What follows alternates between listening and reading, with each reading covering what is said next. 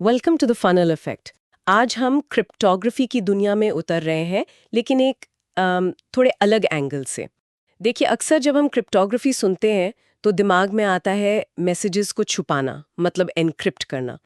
पर आज हम बात करेंगे एक ऐसी टेक्निक की जो छिपाने से ज़्यादा इस बात पर फोकस करती है कि डिजिटल इन्फॉर्मेशन, चाहे वो कोई डॉक्यूमेंट हो, कोई सॉफ्टवेयर हो या फिर कोई इमेज, वो बिल्कुल वैसी ही है जैसी भेजी गई थी।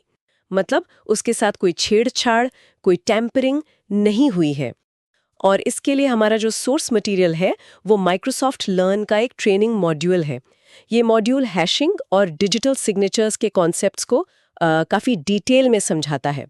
तो आज हमारी कोशिश यही रहेगी कि हम समझें कि हैशिंग क्या है, ये इंक्रिप्शन से अलग कैसे है और क्यों है, और सबसे ज़रूरी, ये डिजिटल दुनिया में ऑथेंटिसिटी मतलब असलियत और इंटेग्रिटी यानी अखंडता को बनाए रखने में कैसे मदद करती है, खासकर डिजिटल सिग्नेचर्स के जरिए। ये आजकल बहुत इंपॉर्टेंट है, ऑनलाइन ट्रांजैक्शन से लेकर सॉफ्टवेयर डिस्ट्रीब्यूशन तक, हर जगह।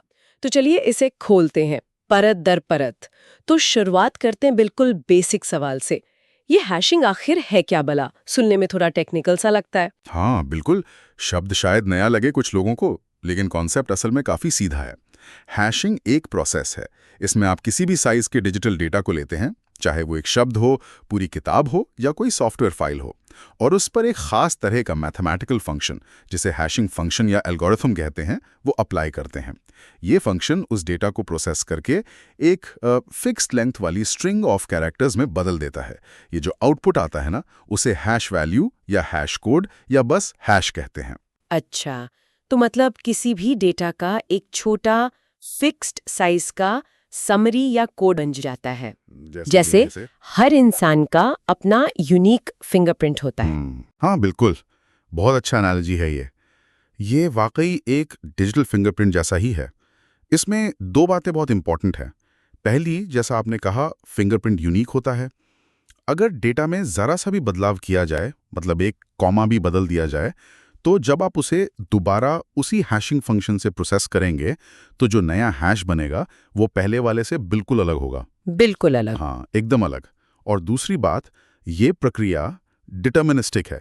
मतलब आप एक ही डेटा को एक ही हैशिंग एल्गोरिथम से 1000 बार भी हैश करेंगे, नतीजा हमेशा बिना फेल हुए वही यूनिक हैश वैल्यू आएगा। ये यूनिक और डिटर्मिनिस्टिक होना तो समझ आया, लेकिन ये इनक्रिप्शन से अलग कैसे है? क्योंकि इनक्रिप्शन में भी तो डेटा बदल जाता है एक अनरीडेबल फॉर्मेट में। हाँ, ये एक बहुत ही क्रूशल पॉइंट है और अक्सर कंफ्यूजन यही होता है। देखिए, इनक्रिप्शन का प्राइमरी गोल है कॉन्फिडेंशियलिटी यानी गोपनीयता। आप डेटा को एनक्रिप्ट करते हैं ताकि कोई अनऑथराइज्ड पर्सन उसे पढ़ ना सकें। और इनक्रिप्शन हमेशा रिवर्सिबल होता है। जिसके पास सही की होती है वो एनक्रिप्टेड डेटा को वापस ओरिजिनल फॉर्म में डिक्रिप्ट कर सकता है। ये एक टू वे प्रोसेस है। टू वे, हाँ। जबकि हैशिंग वो बिल्कुल अलग मकसद से काम करता है। इसका गोल कॉन्फिडेंशियलिटी नहीं बल्कि इंटेग्रिटी है। मतलब ये वेरीफाई करना कि डेटा बदला तो नहीं गया है। और सबसे बड़ा अंतर यह है कि हैशिंग एक वन वे प्रोसेस है। One way. आप ओरिजिनल डेटा से हैश तो बना सकते हैं, लेकिन हैश वैल्यू से वापस ओरिजिनल डेटा को रिकंस्ट्रक्ट करना प्रैक्टिकली इम्पॉसिबल होता है। अच्छा, मतलब वापस नहीं जा सकते? नहीं, बिल्कुल नहीं। इसमें आमतौर पर डिक्रिप्शन की जैसा कुछ नहीं होता। और यही इरिवर्सिबिलिटी, मतलब वापस ना जा पाना, इसकी ताकत है इंटेग्रिटी चेक के लिए। अच्छा। आप ओरिजिनल डेटा का हैश बनाकर रख लेते हैं। बाद में अगर आपको डेटा मिलता है तो आप उसका फिर से हैश बनाते हैं और पुराने वाले से कंपेयर करते हैं। अगर सेम है तो डेटा अनटच्ड है। अच्छा, तो ये वन वे होना ही इसे इंटेग्रिटी चेक के लिए इतना यूजफुल बनाता है। मतलब अगर किसी ने मेरा डॉक्यूमेंट बदल दिया तो उसका हैश बदल जाएगा और मुझे पता चल जाएगा। पर ये वन वे क्यों है? ऐसा क्या होता है एल्गोरिदम में? देखिए, हैशिंग एल्गोरिदम्स इस तरह से डिजाइन किए जाते हैं कि वे इंफॉर्मेशन को कंडेंस करते हैं और स्क्रैम्बल करते हैं। लेकिन इस प्रोसेस में डेटा का कुछ हिस्सा, आप कह सकते हैं, मैथमेटिकली लूज हो जाता है। अच्छा। जिसे रिकवर नहीं किया जा सकता। सोचिए, जैसे आप जूस बनाते हैं। आप फल से जूस तो बना सकते हैं, पर क्या जूस से वापस ठीक वैसे ही फल बना सकते हैं? नहीं, वो तो मुमकिन नहीं। बिल्कुल। हैशिंग एल्गोरिदम्स कुछ ऐसे ही करते हैं डेटा के साथ। उसे एक यूनिक डाइजेस्ट में बदल देते हैं जिससे ओरिजिनल फॉर्म पाना संभव नहीं होता। इसी वजह से, जैसा आपने शायद सुना हो, ये पासवर्ड स्टोर करने के लिए भी बहुत इस्तेमाल होते हैं। हाँ हाँ, सुना है। सिस्टम आपका पासवर्ड नहीं बल्कि उसका हैश स्टोर करता है। तो अगर डेटाबेस लीक भी हो जाए तो अटैकर्स को हैश मिलते हैं, एक्चुअल पासवर्ड नहीं। ये पासवर्ड वाला एग्जाम्पल तो बहुत रेलेवेंट है। तो क्या हैशिंग के लिए कोई खास तरह के एल्गोरिदम्स होते हैं? आपने शुरू में SHA का जिक्र किया था। हाँ बिल्कुल, जैसे इनक्रिप्शन के लिए AES या RSA जैसे स्टैंडर्ड एल्गोरिदम्स हैं, वैसे ही हैशिंग के लिए भी कई स्टैंडर्ड एल्गोरिदम्स डेवलप किए गए हैं। SHA यानी सिक्योर हैश एल्गोरिदम, इनमें से एक बहुत प्रमुख फैमिली है। इसे US national security agency NSA ने डेवलप किया था। इसके कई वर्जन्स हैं, जैसे SHA-1 था, जो अब अनसिक्योर माना जाता है। अच्छा, अब नहीं यूज होता। हाँ, कमजोर पाया गया है। अब ज्यादातर SHA-2 फैमिली यूज होती है, जैसे SHA-256, SHA-384 और SHA-512। SHA-256 का मतलब है कि ये 256 बिट लंबा हैश बनाता है। एग्जैक्टली। SHA-256 किसी भी इनपुट डेटा को लेकर, चाहे वो कितना भी बड़ा या छोटा हो, हमेशा एक 256 बिट लंबी हैश वैल्यू जनरेट करेगा। ये करीब 64 हेक्साडेसिमल कैरेक्टर्स होते हैं। 64 कैरेक्टर्स, ओके। हाँ, और बिट्स की संख्या जितनी ज्यादा होती है उतना ही मुश्किल होता है दो अलग-अलग डेटा इनपुट्स के लिए गलती से सेम हैश बन जाना। इस चीज को कोलिजन कहते हैं। तो जितनी ज्यादा बिट्स, उतना ही वो एल्गोरिथम ज्यादा सिक्योर माना जाता है। SHA-256 आजकल बहुत वाइडली इस्तेमाल होता है, डिजिटल सिग्नेचर से लेकर ब्लॉकचेन टेक्नोलॉजीज जैसे बिटकॉइन तक में। अच्छा, बिटकॉइन में भी? हाँ बिल्कुल, बेशक। इन एल्गोरिदम्स की जो इंटरनल वर्किंग है वो काफ़ी कॉम्प्लेक्स होती है। उनमें bitwise operations, modular additions, compression functions, बहुत कुछ होता है। लेकिन एक यूज़र के तौर पर हमें बस ये जानना काफ़ी है कि ये रिलायबल और स्टैंडर्डाइज तरीके हैं डेटा का यूनिक फिंगरप्रिंट बनाने के। ठीक है, तो हमने समझा कि हैशिंग क्या है, ये इनक्रिप्शन से कैसे अलग है, और SHA जैसे एल्गोरिदम्स इसे इम्प्लीमेंट करते हैं। अब आते हैं इसके एप्लीकेशन पर, डिजिटल सिग्नेचर्स। यहाँ हैशिंग का क्या रोल है? ये कैसे काम करता है कि हम मान लें कि डॉक्यूमेंट असली है और बदला नहीं गया? हाँ, ये हैशिंग का एक बेहद पावरफुल एप्लीकेशन है। ये डिजिटल कम्युनिकेशन में ट्रस्ट एस्टैब्लिश करने में मदद करता है। देखिए, फिजिकल दुनिया में हम कागज पर साइन करके डॉक्यूमेंट की ऑथेंटिसिटी और अपनी सहमति जताते हैं, है ना? हाँ, बिल्कुल। डिजिटल दुनिया में ये कैसे करें? कोई ईमेल या फाइल तो कोई भी किसी के नाम से भेज सकता है और उसे रास्ते में बदला भी जा सकता है। डिजिटल सिग्नेचर इसी प्रॉब्लम का सल्यूशन है। ये दो चीजें पक्की करता है। पहला, ऑथेंटिसिटी, क्या ये डॉक्यूमेंट वाकई उसी इंसान या ऑर्गेनाइजेशन ने भेजा है जिसका दावा किया जा रहा है। दूसरा, इंटेग्रिटी, क्या डॉक्यूमेंट भेजे जाने के बाद बदला तो नहीं गया। और यहीं पर हैशिंग काम आती है। तो ये सिर्फ भेजने वाले की आइडेंटिटी वेरीफाई नहीं करता, बल्कि कंटेंट की इंटेग्रिटी भी गारंटी करता है। हाँ बिल्कुल, और इंटेग्रिटी वाला पार्ट हैशिंग के बिना पॉसिबल ही नहीं होता। डिजिटल सिग्नेचर प्रोसेस जो है वो असल में हैशिंग और एसिमेट्रिक की क्रिप्टोग्राफी का एक कॉम्बिनेशन है। एसिमेट्रिक क्रिप्टोग्राफी मतलब वो प्राइवेट और पब्लिक की वाला सिस्टम? एग्जैक्टली। एसिमेट्रिक क्रिप्टोग्राफी में, जैसा कि नाम से पता चलता है, कीज के दो हिस्से होते हैं। एक प्राइवेट की जो सिर्फ ओनर के पास रहती है और बिल्कुल सीक्रेट रखी जाती है, और एक पब्लिक की जो किसी के साथ भी शेयर की जा सकती है।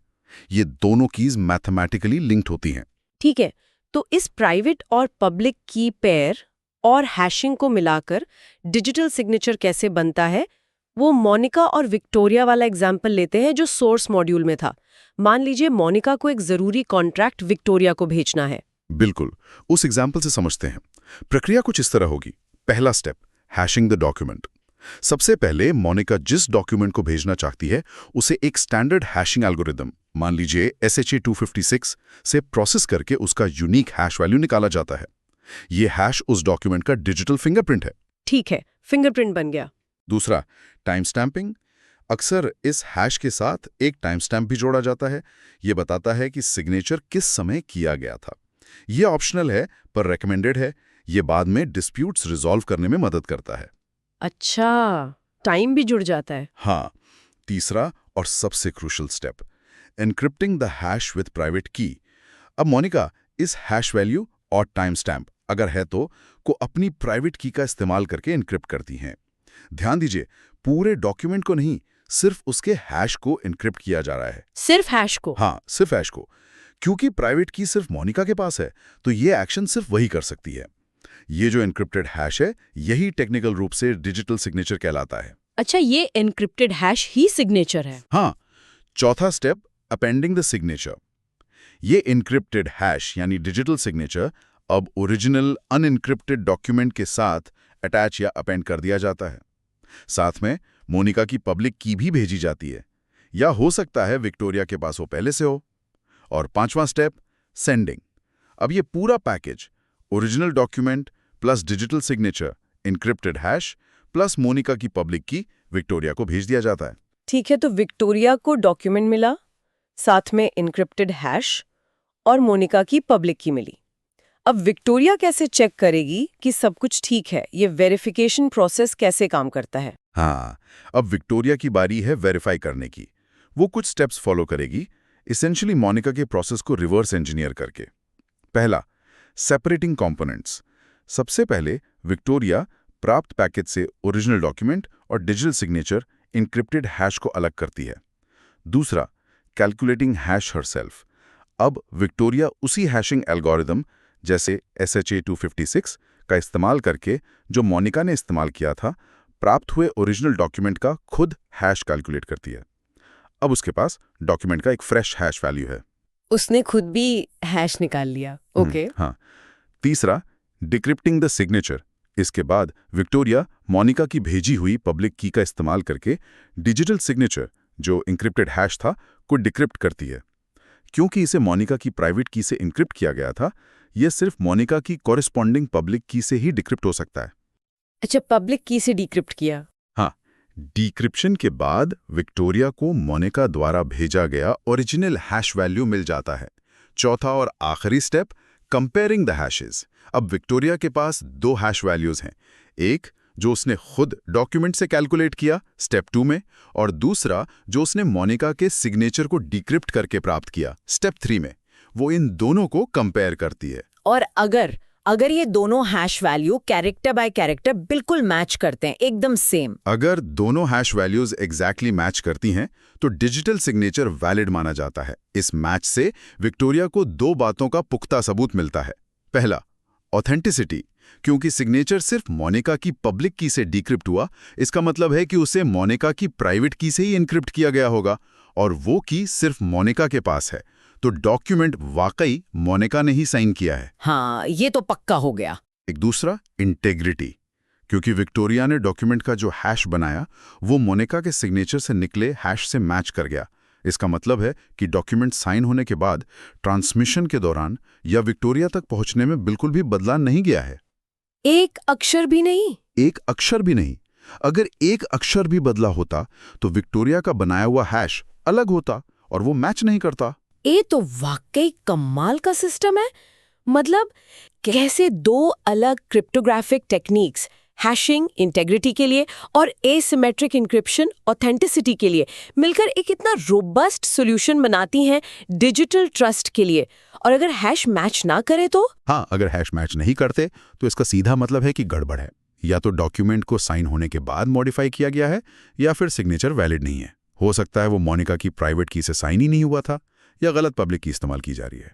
दोनों ही सूरतों में विक्टोरिया उस डॉक्यूमेंट पर भरोसा नहीं कर सकती। ये फेलियर मैकेनिज्म ही इसकी सिक्योरिटी का एक अहम हिस्सा है। वो आपको बताता है कि कब भरोसा नहीं करना है। ये प्रक्रिया सुनने में थोड़ी जटिल लगती है। क्या आम यूजर्स के लिए इसे इस्तेमाल करना आसान है? आपने कुछ सर्विसेज का जिक्र किया था शुरू में। हाँ, ये प्रक्रिया पर्दे के पीछे काफ़ी कॉम्प्लेक्स है। इसमें की मैनेजमेंट, एल्गोरिदम्स, बहुत कुछ है, लेकिन यूजर्स के लिए इसे काफ़ी आसान बना दिया गया है।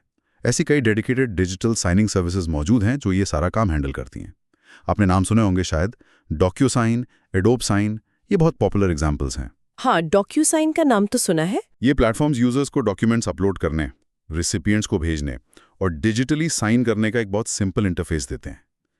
ये सर्विसेज हैशिंग, की मैनेजमेंट, टाइम स्टैंपिंग, सब कुछ बैकग्राउंड में मैनेज करती हैं। इनका इस्तेमाल आजकल business contracts, legal documents, financial agreements, यहाँ तक कि HR पेपरवर्क के लिए भी बहुत आम हो गया है। क्योंकि ये कई जगहों पर, कई जुरिस्डिक्शंस में लीगली बाइंडिंग सिग्नेचर्स प्रोवाइड करते हैं।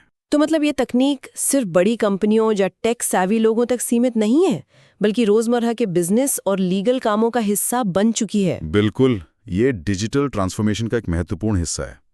इसने पेपर बेस्ड प्रोसेसेस को सिक्योरली डिजिटाइज करने में बहुत मदद की है।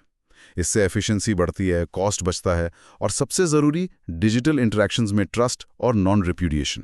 नॉन रेप्यूडिएशन मतलब? बाद में कोई मुकर नहीं सकता कि मैंने साइन नहीं किया था। क्योंकि प्राइवेट की तो सिर्फ उसी के पास थी। ये सुनिश्चित करता है। अच्छा, ये भी इम्पोर्टेंट है। तो अगर हम आज की चर्चा को समेटें तो मुख्य बातें क्या रहीं? हमने माइक्रोसॉफ्ट लर्न मॉड्यूल के आधार पर हैशिंग और डिजिटल सिग्नेचर्स को समझा। हाँ, मेरे ख्याल से ये की टेकअवेज ये हैं।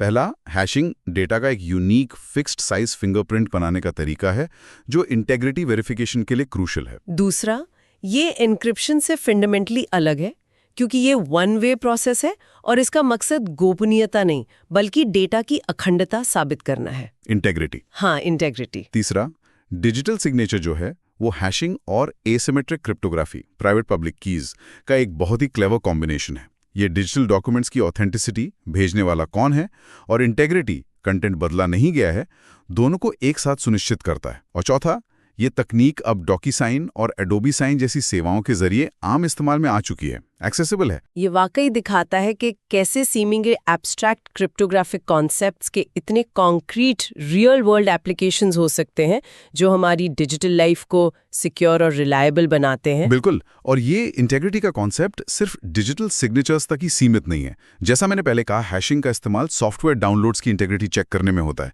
चेकसम्स कहते हैं उसे। हाँ, चेकसम्स। डेटा स्टोरेज में करप्शन डिटेक्ट करने में, और जैसा हमने पहले जिक्र किया, पासवर्ड सिक्योरिटी में भी होता है। ये डिजिटल ट्रस्ट का एक फंडामेंटल बिल्डिंग ब्लॉक है। इसी बात से जुड़ा हुआ एक विचार आता है मन में। हमने देखा कि हैशिंग डेटा का एक इम्यूटेबल मतलब न बदलने वाला फिंगरप्रिंट बनाता है। डिजिटल सिग्नेचर इसका एक बेहतरीन इस्तेमाल है ऑथेंटिसिटी और इंटेग्रिटी के लिए। लेकिन क्या आप सोच सकते हैं कि हैशिंग का इस्तेमाल और किन क्रिएटिव तरीकों से किया जा सकता है जहां हमें किसी चीज की ओरिजिनलिटी या उसमें बदलाव न होने का प्रूफ देना हो पर उसे सीक्रेट रखने की जरूरत ना हो? शायद कॉपीराइट प्रोटेक्शन में कि ये मेरा ओरिजिनल वर्क है, या साइंटिफिक डेटा की इम्यूटेबिलिटी साबित करने में कि रिजल्ट बदला नहीं गया। ये सोचने वाली बात है कि इस सिंपल वन वे फंक्शन के और कितने एप्लीकेशंस हो सकते हैं हमारी दुनिया में। Thank you for watching the funnel effect.